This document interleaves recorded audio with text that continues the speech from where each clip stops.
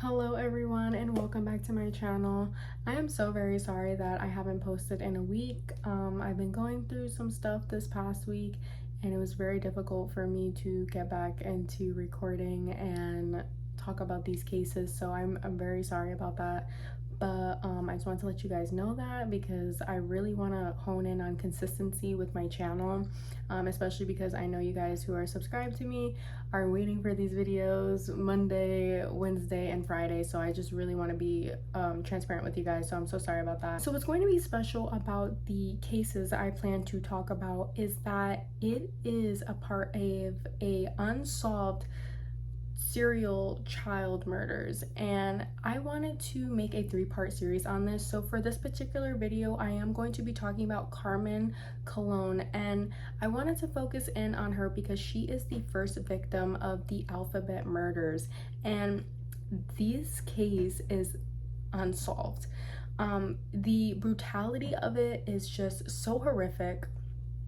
What's also disturbing about this particular case is that there was a chance to help these children and yet nobody took the initiative to do so, and it's so frustrating. When I was reading on it today, I could not believe the lack of effort to get help. I mean, if you see something, say something. I know that these cases happened back in the 70s, but no matter what, I can never understand why when people see something that is completely wrong and not normal, they just don't say anything. So let me know your thoughts in the comments down below, guys. Tell me what you guys think. Have you guys heard of this case? Please leave your theories down below, what you guys think happened. So let's jump right into it. The alphabet murders, also known as the double initial murders. This is a series of unsolved child murders that occurred between 1971 and 1973 in Rochester, New York. All 3 victims were girls aged 10 or 11 whose first and last names had the same beginning letter. Each victim was assaulted and unalived by either manual or ligature strangulation before their bodies were tossed in or near a town or village near Rochester. Now, before we dive into the first victim, Carmen Colon, I already have very much a suspicion of the double initials. Usually, when it comes to serial killers, they always have MOs. And to me, it almost seems like he might have possibly, or she might have been possibly, stalking his victims, because what are the chances that all of the victims have that double initial? That's not a very likely thing. I mean, I haven't particularly met anyone that has that. So to me, I'm starting to believe that maybe that this person could have possibly been stalking the victims. On November 16th, 1971, at about 4:20 p.m., a 10-year-old girl named Carmen Colon disappeared after returning home from running an errand. According to many eyewitnesses, Carmen was last seen entering a pharmacy to pick up her grandmother's prescription. However, when she had entered the pharmacy, she was told that the prescription was not yet ready. After hearing this, Carmen had told the clerk that I have to go.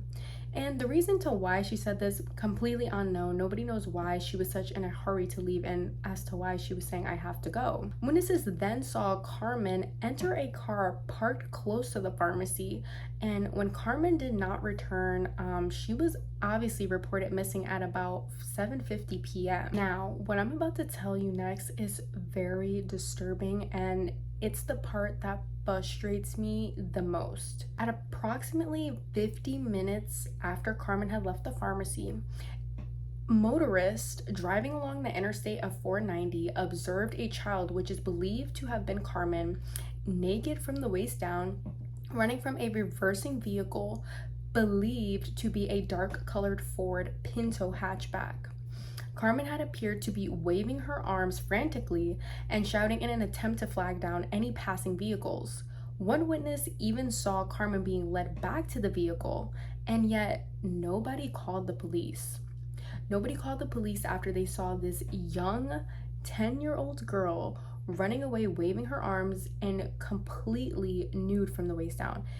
When I heard this detail, I was so enraged. I cannot believe that people literally saw this and just went about their day as if nothing happened, as if there isn't something alarming going on the highway.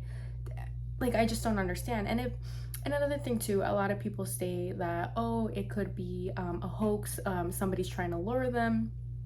Nothing. Using a child in that way, that is completely illegal. Even if that quote unquote was a hoax, that is illegal. You cannot use a child to lure people in, especially if they are nude, one, and second of all, that is not okay. If you see something like that, if you're afraid to approach the situation, you call 911. You don't sit there and drive away and act like you didn't see anything.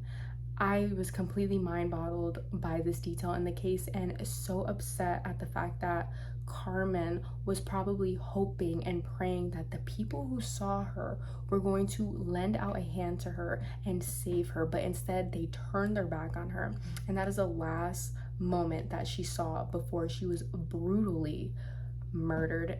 It's so upsetting. 2 days after Carmen was last seen, 2 teenage boys had stumbled upon her body not far from Interstate 490, close to the village of Churchville. This location was approximately 12 miles away from where Carmen was last seen. Carmen was found completely nude and her coat was discovered in a culvert some 300 feet away from her body. Her pants were later discovered on November 30th, close to the area where the motorist had seen her attempting to escape her abductor. Autopsy was obviously conducted, and it revealed that while Carmen had been assaulted, she also suffered from a fracture to her skull, and she had been manually strangled to death. Her body also had been extensively scratched by fingernails. Obviously, after the motorist had came forward to state what they had saw, there was a public outrage about the fact that they did not see the need to come and help. And I think that's what makes this case so upsetting, because if somebody would have said something, right, that means that the other 2 child murders that I'm going to be talking about in the next following videos would not have happened, and possibly Carmen could have been saved. And of course the public is going to be outraged. This is a child who was crying for help, and I just don't understand why, if you see something like that, why you wouldn't say anything. Now, since the public was so outraged, the Times-Union and the Democrat and Chronicle initially offered a combined reward for $2,500 for information leading to an arrest or a conviction of whoever did this to Carmen. And all the information each publication received was relayed to the police. Numerous local businesses and residents added private donations to the reward fund, and gradually it led up to a sum that exceeded $6,000. Although police had interrogated several suspects in the months following Carmen's murder, they even interrogated her uncle for some reason. Why they interrogated him, I'm not exactly sure. I wasn't able to find information on that, but I did find that detail a little bit odd, that he was a suspect in her murder.